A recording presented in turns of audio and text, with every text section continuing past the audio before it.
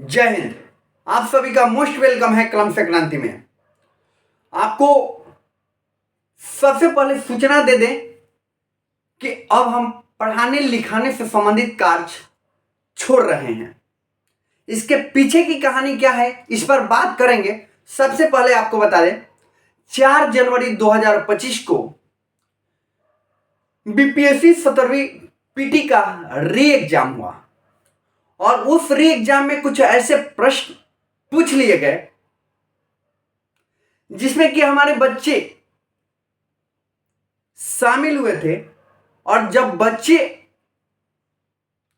Exam से निकलकर जब मेरे पास आए और उन्होंने मेरे से जो क्वेश्चन दागे, उन्होंने मुझसे जो क्वेश्चन पूछे, तो उसका जवाब मेरे पास भी नहीं था। और उनका जवाब देने के लिए हमने तमाम बुकों का अध्ययन किया, एनसीईआरटी का अध्ययन किया, एससीईआरटी का अध्ययन किया और कुछ मार्केट में चल रहे बुकों का भी अध्ययन किया। फिर हमने खुद अपने गुरु का भी सहारा लिया, लेकिन उनके पास भी वैसे प्रश्नों का जवाब ना में ही था। वो भी ऐसे प्रश्नों का जवाब नहीं दे पाए। और जब हमने बुकों का रेफरेंस लिया, उसमें भी जो क्वेश्चन पूछा गया था उसका जवाब नहीं मिला। फिर हमने तय कर लिया कि जब ऐसे प्रश्न आएंगे और उसका जवाब जब हम खुद नहीं दे पाएंगे और जिस बुक को हम पढ़ा रहे हैं उस बुक में भी वो प्रश्न का आंसर न मिले, तो फिर हमें अपने कर्तव्य पथ को छोड़ देना चाहिए और हमें पढ़ाने लिखाने का कार्य छोड़ देना चाहिए। यह हमने निर्णय किया।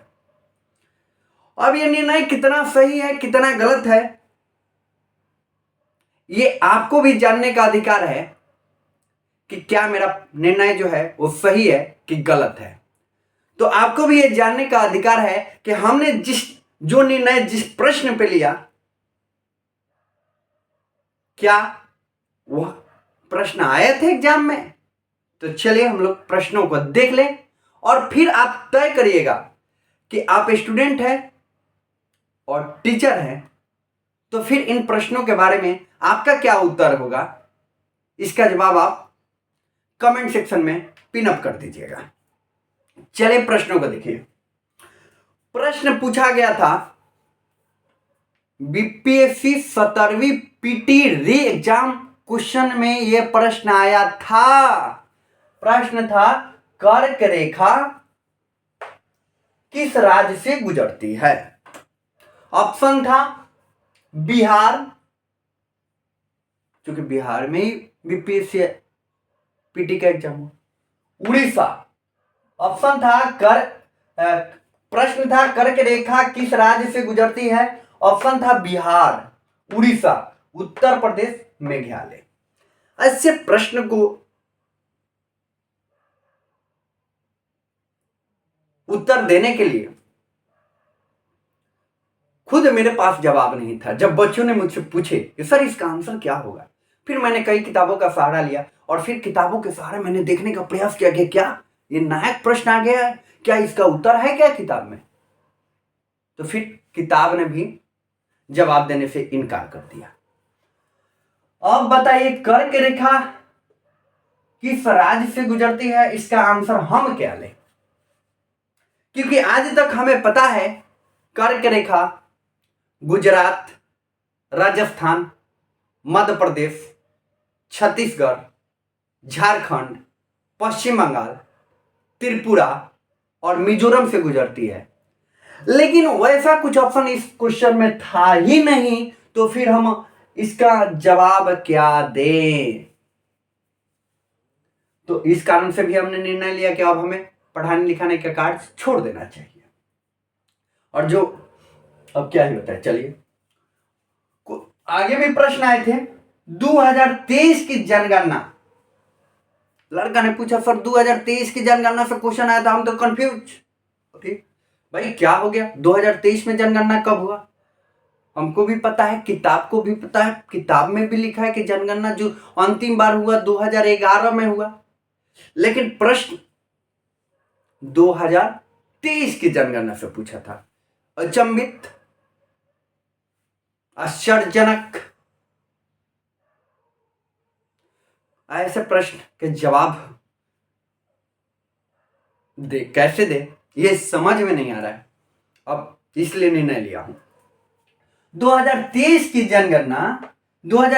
जनगणना के अनुसार किस राज्य में साक्षरता दर सर्वाधिक है। ऑप्शन था हिमाचल प्रदेश, गोवा, मिजोरम और केरल। इसका जवाब क्या होगा खुद हमें ही पता नहीं, खुद हम कंफ्यूज है। जब हम कंफ्यूज होए तो फिर हमने किताबों का सहारा लिया। किताब में बता रहे हैं 2011 की जनगणना, किताब में लिखा है 2011 की जनगणना, जबकि 2023 की जनगणना से क्वेश्चन पूछ लिया गया। तो इसका जवाब भी मेरे पास नहीं था कि हम बच्चों को बता पाए, उनको सेटिस्फाइड कर पाए।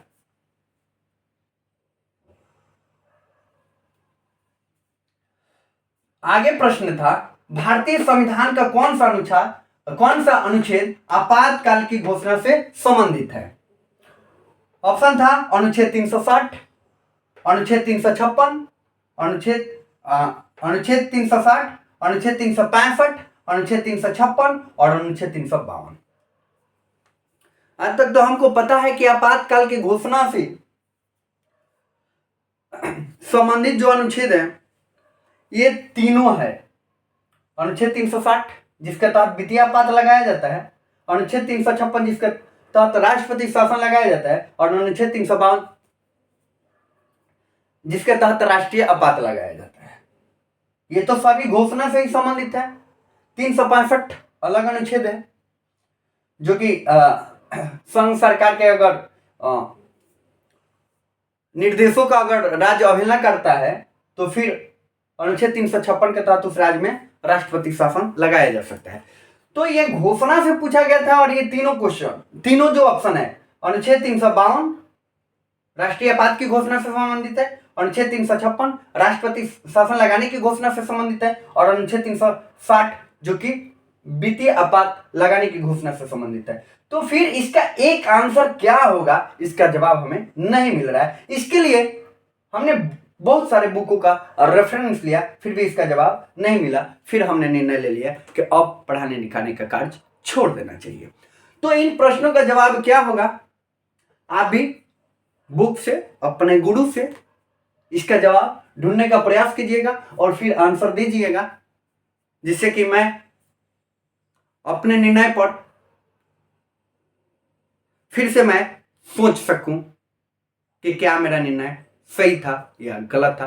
अगर इसका जवाब आपको करेक्ट मिल जाए तभी, अगर इसका जवाब मिल जाएगा तो मैं आपका बहुत बहुत आभारी रहूंगा। मिलेंगे अगले वीडियो में, उम्मीद है आप जवाब दे चुके होंगे। मिलेंगे अगले वीडियो में, तब तक के लिए आप सभी साथियों को जय हिंद।